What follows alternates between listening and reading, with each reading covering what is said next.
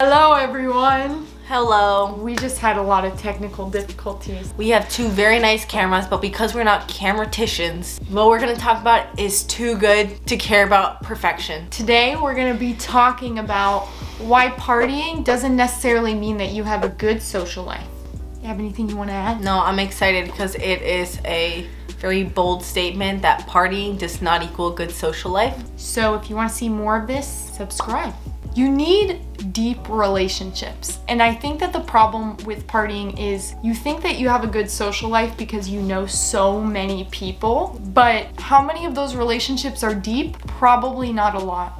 You might know a lot of people, but a lot of those people don't actually know you. It becomes ultimately a numbers game. Like, I remember it being a habit of everyone trying to know everybody because it proved that you were up there or that you were popular. So true. When I used to go out, I would go somewhere and it would be a game to be the most, people call it facey.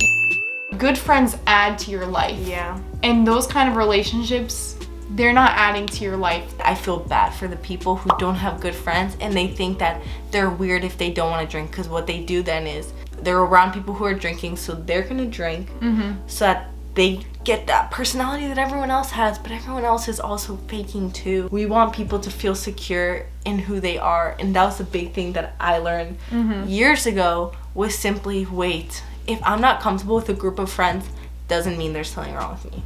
And that's all right. But what happens is other people who don't have that healthy mindset, they might think there's something wrong with them. They might need to drink around those people. They might need to be something they're not. It's just a frustrating cycle of kind of insecurity because you're not secure in yourself. And so you will use any tool you can get to make yourself feel secure. And so until you spend life sober with someone, you don't really know them. That's really bold. You're like cutting these people. We don't even know them, Kaitlyn. You don't know any of your friends that you drink with. For the sake of just you knowing me a little bit better, I was never a huge partier. I remember going to a few with you. Tailgate. The tailgates. And quickly after going to a few parties, I can see that everybody that I had an encounter with, they were really insecure. I kept hearing comments about them needing more alcohol. I kept hearing very superficial conversations. Also would hear a lot of sad remarks, you know, girls kind of blatantly saying their insecurities. Once I quickly saw through everything like that, I knew that I could go to a party, but it just wouldn't be actually fun for me. Once I started seeing through those party scenarios, I could just see that a lot of people who were doing that were struggling. Some people actually really enjoy just genuinely going to a party. I have to say that not everybody's struggling at a party.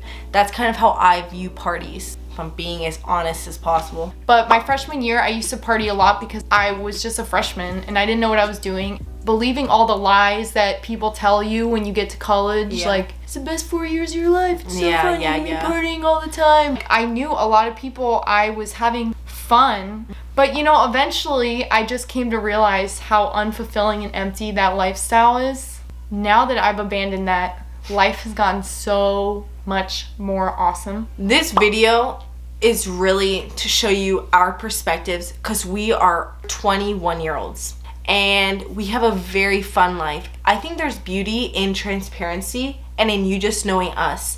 If I could have watched a video when I was going through tough times of insecurity, if wondering if I was even having a fun life, if I could just watch girls talk about their personal opinions and their own experiences and not being fake about it, not being Christian about it, not being anything, just talking about it, it would have really just helped my spirit to be at peace, knowing that there's other normal girls who are fine with talking about things without being fake. Just ask yourself why you do what you do. When she got into freshman year, I could assume there's a whole narrative they tell you. Drink, party, join a sorority, get a lot of guys, get a lot of attention, and you'll get all those Instagram followers, you'll get here, and you'll be popular, ready to go and have the best 4 years of your life. That's a narrative, and it's kind of false, like what Kaitlyn was saying. So ask yourself why you do what you do. That's what this is all about. So if you're watching this and you're like, crap, I don't have a good social life, I've been partying a lot. But we don't always have the perfect answers because everybody's different.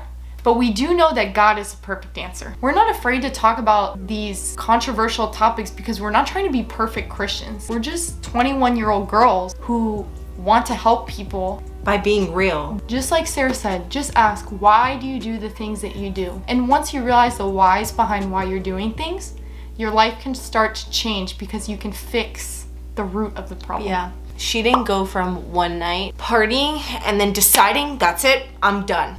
Oh, big surprise here. She wasn't perfect. We don't go to God perfect. We go to God as we are. And he slowly started dropping things on her heart to change. And so I just say that for you, that it doesn't even have to be in your own flesh that you decide to change your life. Just talk to God, invite him. He'll help you. Even if you think there's no way I can go from this to like this. There's no way I can go from this friend group to this. They'll think I'm crazy. Well, guess what? God will help you step by step. It's not in your own power. It's not in your own flesh. You can't do it yourself. That's the cool thing, is God's got you. You don't have to have you.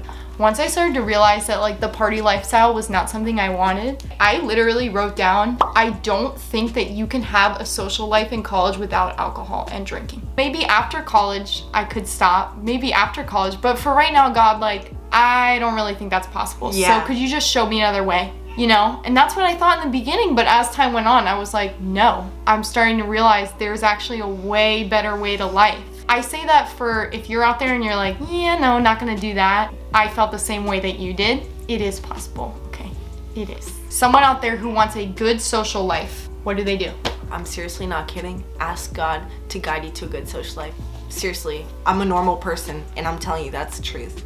You can't beat that. She can't beat it. Stole my answer. Was I really? So, that wraps it up, doesn't it? Yes, you creep.